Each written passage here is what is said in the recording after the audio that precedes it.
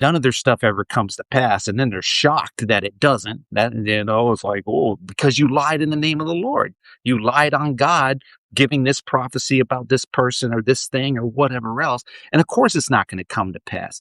And even if some of it might look like it's kind of trying to come to pass or came to pass a little bit, that's not the same. And then they try to make puzzle pieces fit where they don't fit.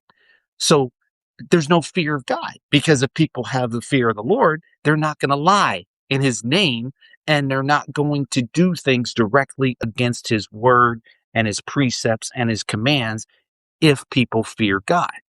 So first, they never knew him. Well, even if they thought they did, they never really knew him. Secondly, they didn't fear him. They didn't fear him. There's no reverence of the Lord. That's why people willingly and knowingly did things to, rolling up their sleeve or whatever the case it may be, so they could continue to keep their job or travel or whatever it is they wanted to do. Maybe it was for good intentions. They believe the science, they believe Fauci, they believe Gates, they believe all the liars. I just want to protect my family. I don't want my family to get sick. I want to be able to see my grandparents in the nursing home or the rehab facility or whatever.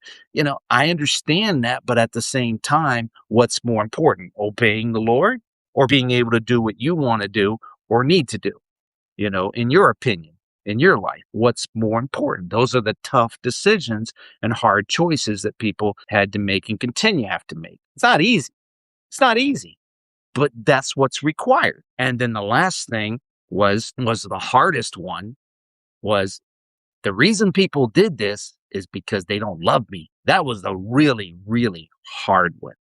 And that one came out of Revelation chapter 2, I think. I think it was the church